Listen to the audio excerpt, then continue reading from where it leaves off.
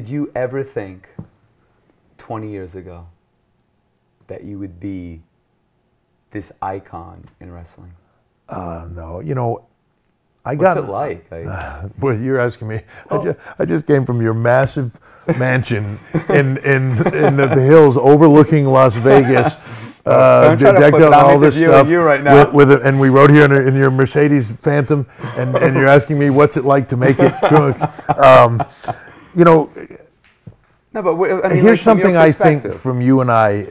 This is where you and I are very similar. I didn't get in this to be famous. I didn't get in this for money. I didn't get in it for fame. I did get in it to meet my hot wife, but I didn't. Who's right over there. Yeah, Hi, Stephanie. but she didn't want to be interviewed.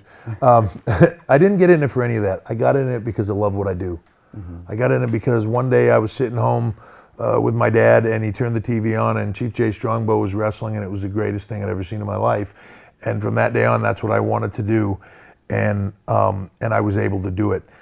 You're the same way. You know, you saw magic, and that's all you wanted to do. And every day you went to school, and you came home, and you know, school was just something to get through, so you could go do your magic, right? And you were obsessed with it, and still to this day, with all the business and everything else, magic is really what you do, and all the other stuff just came along with it. Exactly. And it's the same for me. That level of success, I could have never dreamed it, but it all just came along with. I think when you're passionate and love what you do and put everything into it, your heart, your soul, everything, where that's what you are, then you're successful at it, you know. Crazy question. Hulk Hogan or the real Hulk? I got to go with the real Hulk. I've been in the ring with Hulk Hogan, the real Hulk. You know, the green big giant monster. that would be the ultimate matchup, I think. And tell us about, like, maybe one of the craziest matches that in your career that you had that, you know, that just stands out in your mind for a specific reason. I think, you know, maybe obvious or not obvious. It's funny for me. There would have been some others I would have picked a little while ago, but just recently.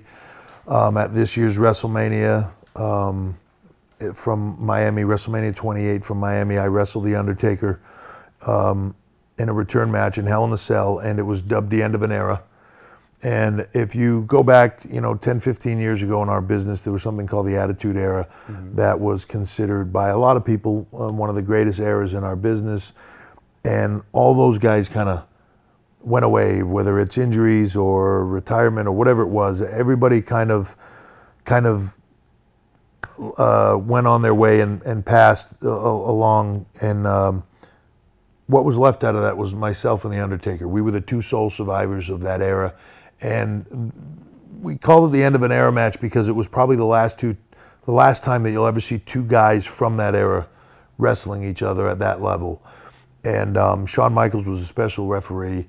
And the match, you know, turned out to be phenomenal. It was inside Hell in a Cell, and it was, you know, brutal and wonderful for our business. But it was very special to myself, to Shawn, and to The Undertaker, as just, you know, three guys that have been through a lot of wars, but have, you know, been through a lot of things together. And the whole evolution. We've seen the business from down to the incredible heights that it became, and all the way through. And I think we really look at each other as not only competitors and friends, but as truly as brothers in the ring and brothers in life. And the three of us have a special bond. So this year's WrestleMania for me was something special. That's awesome. Yeah. Any ever embarrassing moments or least favorite match that you had? Like anything that happened that you're like, oh my God. Well, I wrestled Shawn Michaels one time on pay-per-view, and he did a spot called the Crucifix into a sunset flip, and when he did, he hooked my trunks and completely pulled my junk out on on pay-per-view. Luckily, they were on a back camera shot live. So nobody saw it, but it was a very, very quick recovery of trying to put my stuff away and continue to to perform. But things like that, I've seen a lot of embarrassing things over the years with guys, from accidents in the ring. Give us one. Give us something more. I know people would love to, because this is the stuff that no one gets to hear, right? All right, I'll give a funny one that happened on live TV. I don't know that anybody knows it or not. Jerry Lawler will kill me for saying this, but one time on Live Rod, Jerry Lawler had a little bit of a bowel incident while he was wrestling, and he had on white singlet with white long trunks. And as he was wrestling partway through the match, we're watching the monitor backstage, like, Jerry got something on his trunks. Something on his trunks is growing exponentially by the moment. And Jerry had a little poop incident that... Really? Yeah, you know, it's when you're getting slammed off the top rope sometimes, things happen. I'm sure. You know.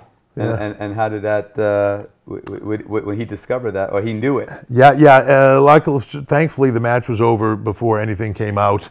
But yeah, he was quite embarrassed, and you know, head to the back. The match stunk, literally. If you didn't do wrestling, what do you think you would have done? Well, maybe I'd be a magician. You know, You'd I be don't. the biggest. That would be my thing. You'd be the world's greatest magician. I'm just the world's biggest magician. No, Not no, very good, but no. I'm big. You know. I don't know. It's funny for me. I think in some way I would have had to be in some type of entertainment. I don't know if I would have tried to do TV or movies or music or something. But entertainment, there's just something to me about.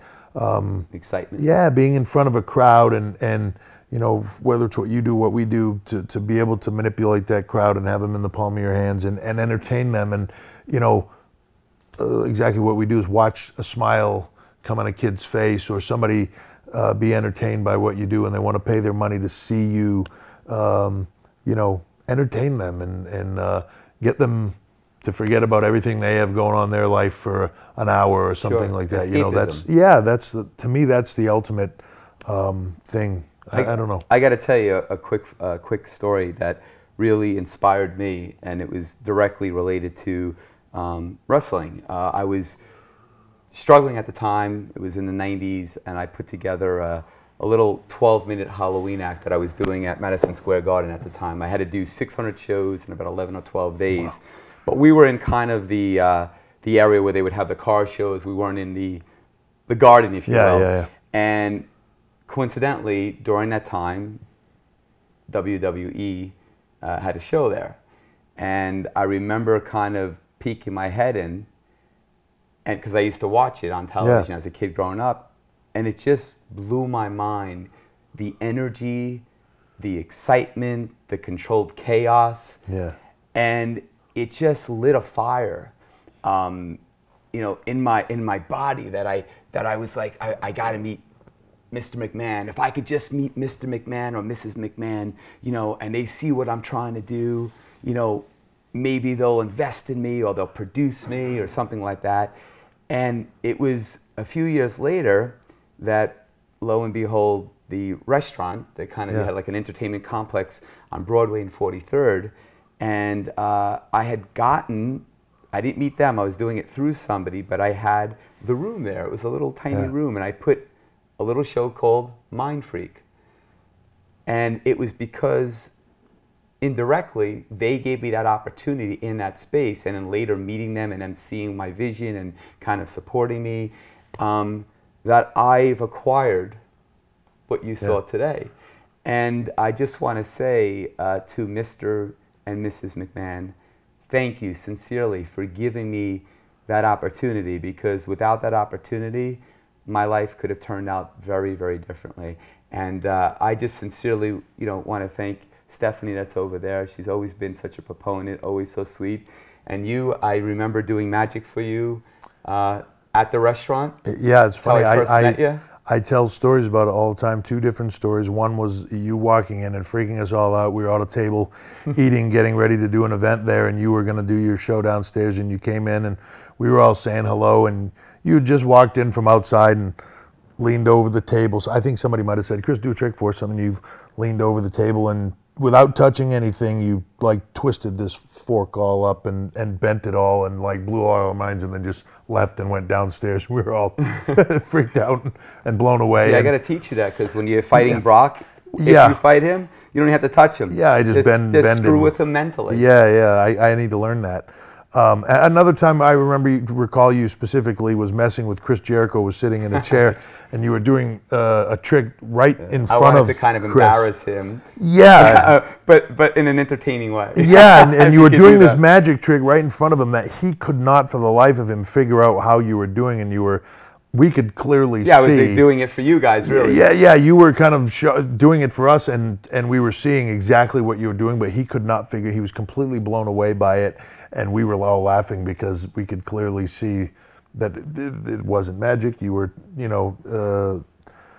creating an illusion, and it was awesome to see how good you were at that. And it's funny, I remember seeing you do that at that time and seeing your show, and I remember thinking you were so different because you crossed what I don't want to say what we did, but the entertainment aspect. Mm-hmm. You weren't a bow tie and a top hat with a rabbit coming out of the top hat. You were cutting edge and freaky and all those things. You made magic so cool. We were all blown away by you, and on how cool you were, and two, and how great the magic was. But you created something totally new out of all of that, like a standard, kind of this is what magic is, and you went in a completely different way. Well, it's what you guys did with wrestling. Let's face it. In a way, yeah. That's what you did with wrestling, and that inspired me because watching that, made me think that I have to make it original. Yeah. And do something with it that people haven't seen, and keep it current, and keep it provocative, and keep it entertaining, and everything that you guys are about. And I think that's why we probably share a lot of the same demographics, because we bring a form of entertainment that connects to people and excites people and entertains them. 100% agree. Thank you so very much. Thank you, man. I wish you'd come on camera, but it's okay. You want to come on camera and say hello or no? For a second? Nah, she's not gonna do it. It's okay. Well, I love you too. Thank you so much for coming by. I appreciate it. Have a great time tonight. Thank you very much. And I'll see you soon. Thank you very much. And who knows what you'll see from, WWE, Chris Angel. You never know. It's a natural combination. It is. Take care. See you next time. CA Uncensored.